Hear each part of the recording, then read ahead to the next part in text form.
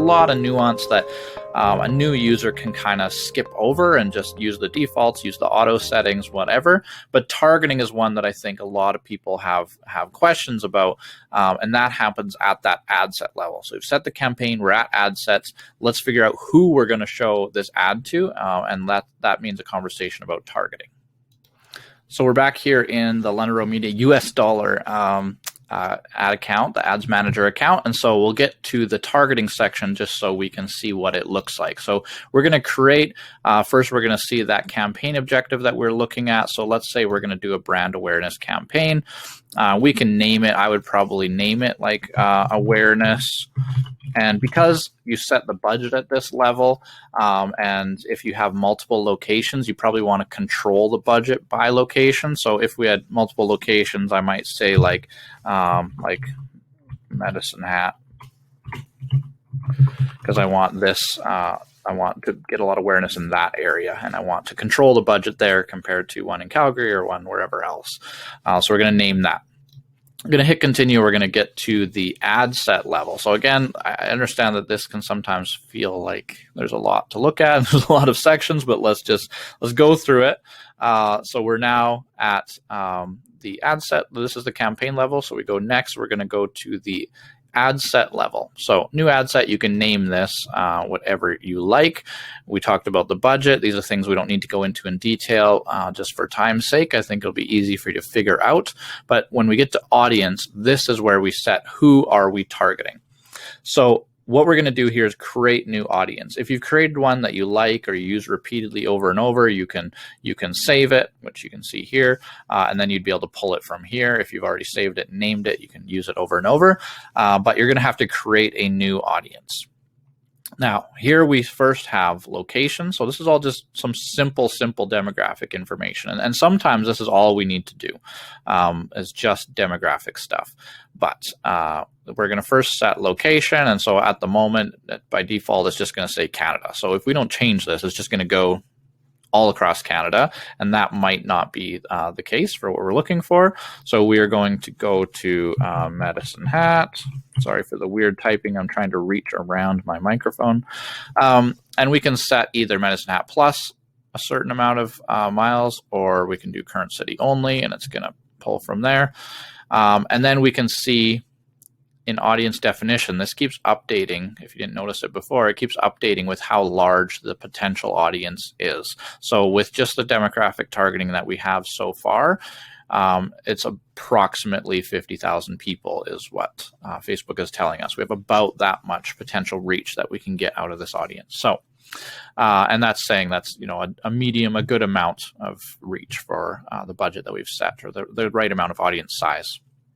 We can also set here, when we're setting the location, we can put living in or recently in for some things that we might want it to be only living in. So if you have a roofing company or something, you don't want to have people who are just traveling through or visiting family necessarily getting ad results because they don't live there. They're not going to use your service. So you might want to switch it just to people living in, or the opposite of that, if you have a restaurant that's almost sort of like a tourist attraction or something that's very appealing to visitors, you can put just people traveling in this location. For people who are not from there, they're from at least 200 kilometers away, but they're currently there. You could choose that. So let's just put it to people living in. That's going to reduce it very slightly. We can set age parameters. We can go. We can set minimum age, and then maximum just has a 65 plus, which is something that I would like at some point for them to change, as there are now many people over 65 that use Facebook, and it'd be nice to get some more targeting than that.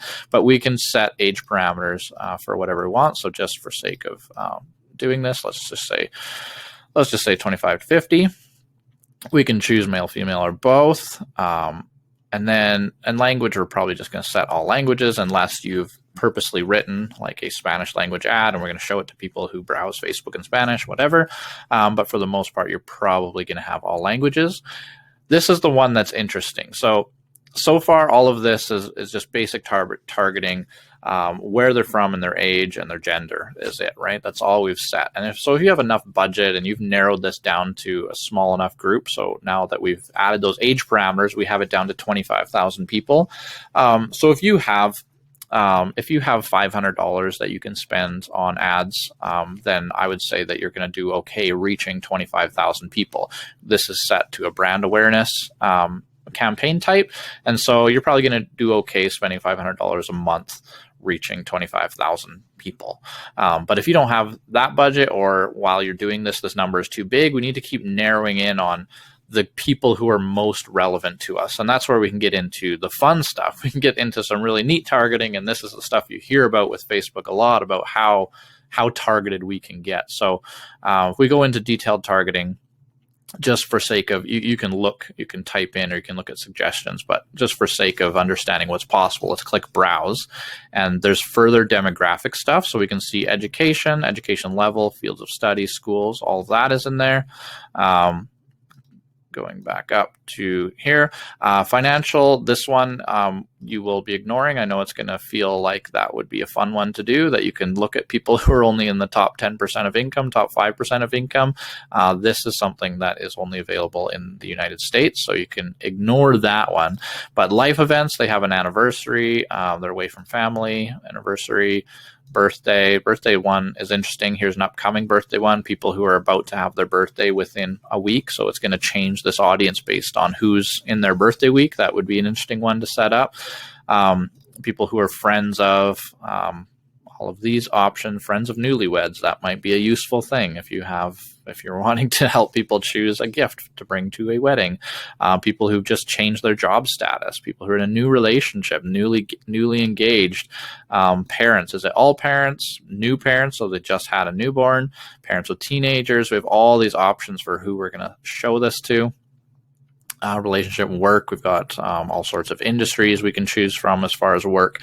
Again, this is only as accurate as people are entering their information on Facebook, right? Like, they're not, as much as the rumors say, they're not listening to our conversations through our phones, and they're not pulling this data from as many places as is actually perceived. This part is going to be a lot about just what we're inputting into Facebook, like the conversations that we're having, and the updates that we're putting up there. You put life events, you change your job status, change your relationship status, things like that. So those are all very, very interesting ways that I'm sure for your industry, there are ways that are starting to come to mind that would be useful to be able to target specific people in a specific time in their life to make them an ad that's very relevant to them.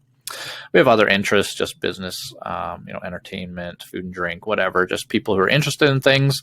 You can put that in there. This fitness and wellness one is one we use a lot, based on people who want supplements or gym memberships or whatever. Put that in there. And those are based on, what kind of pages are people engaging with, what kind of posts are people engaging with, what kind of links are they following, what kind of other websites are they visiting. So that's going to be quite accurate as far as are people actively interested in that industry or not. Then we have some behaviors around like digital activities. So are they Facebook page admins is one we use ourselves a fair bit, because if someone's a page admin, I'm guessing there's a high probability that they are the owner or a manager of a business. So that makes them relevant to us. We have small business owners, early adopters of technology, things like that. So there's a lot in here. Purchase behavior, people who are very engaged shoppers, they like to buy online. Of all these options that we can set for additional demographics, interest, behaviors in our targeting. So this is how you can choose who you're targeting. Beyond the scope of this video, there's all sorts of custom things based on what page of your website they've visited, or whether or not they've engaged with your post or watched your video past this amount of time or whatever. There's a lot of custom things that can be done.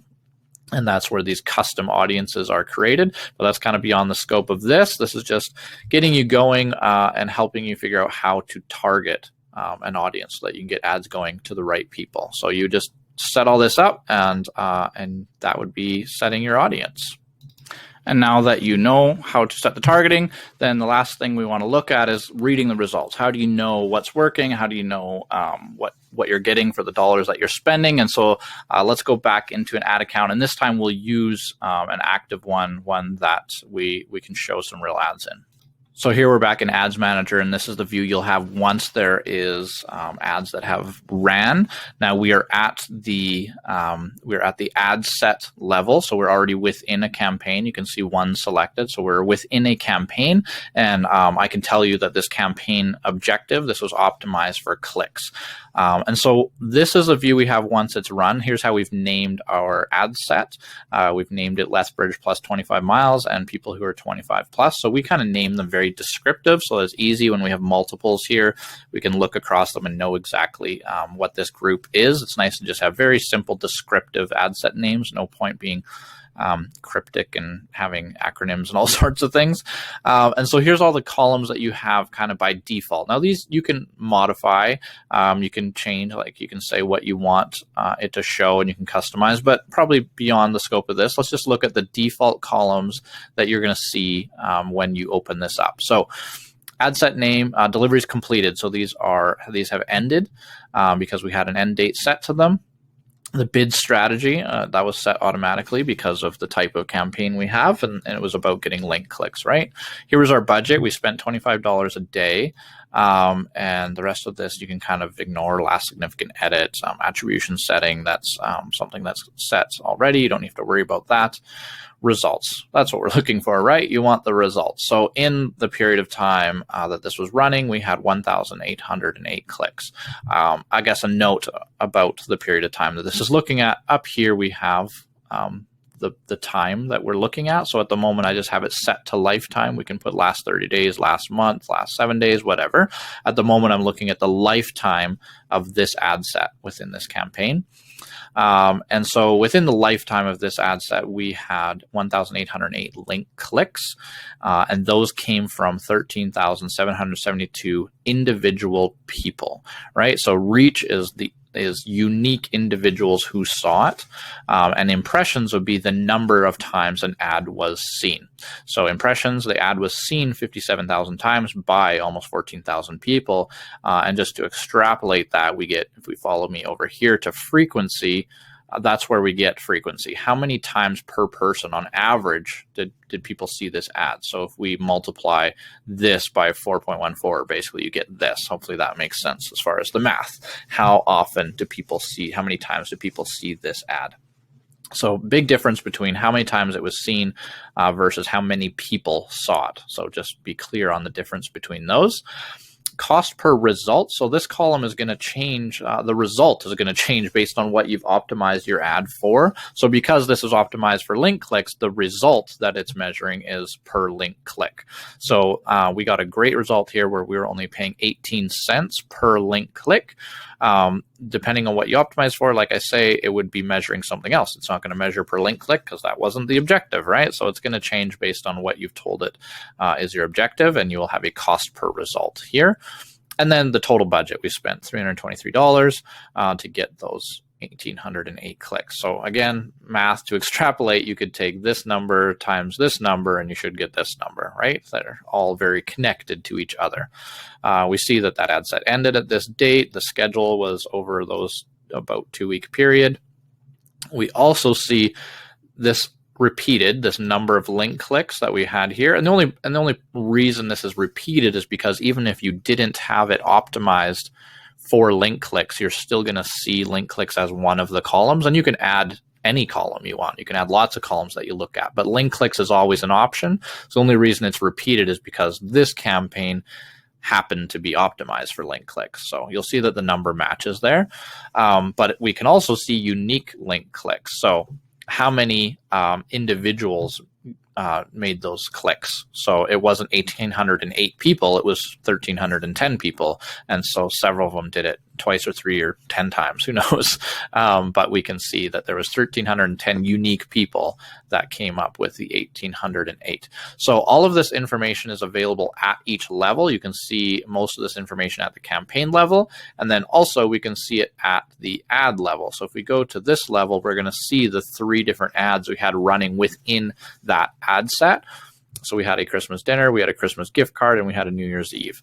We had these 3 ads running, and they were at different times. They weren't all running simultaneously, but there was a lot of overlap.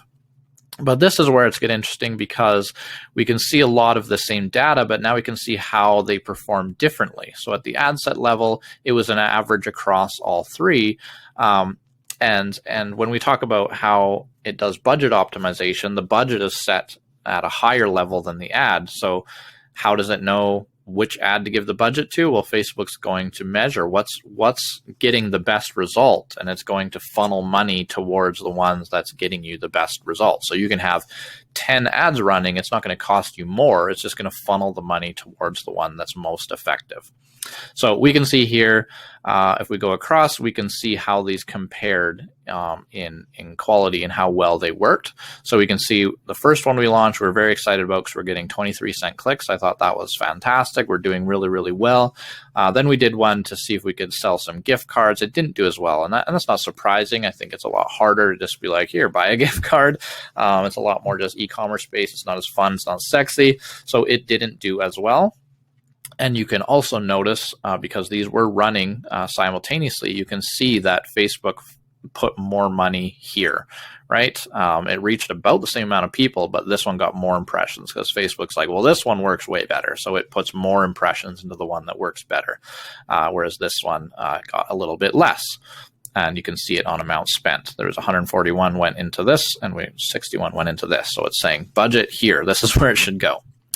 Then we launched this one just after Christmas, and it did even better, which was fantastic. So here we spent 121, but got, like far, far more clicks. So 11-cent clicks. So something about this one worked really, really well. So this is great information where if you have 3 or 4 or 5 ads running simultaneously and testing them and being like, what messaging really resonates with my audience, let's try some different ones. And a lot of times, not in this case because they were quick and let's get them up and let's get going, but a lot of times we'll have 9 different ads running in here because we have 3 different graphics, and then each of those graphics we do 3 different versions of what the copy, the text above the ad says, and so we've got all these variations running. And then when we go and check in after a period of time, and we can see, oh, these ones like this has worked really, really well. What can we learn from that? Let's shut off the ones that aren't working well, even though Facebook's already going to kind of pull budget away from them. Let's make sure that no budget goes towards it.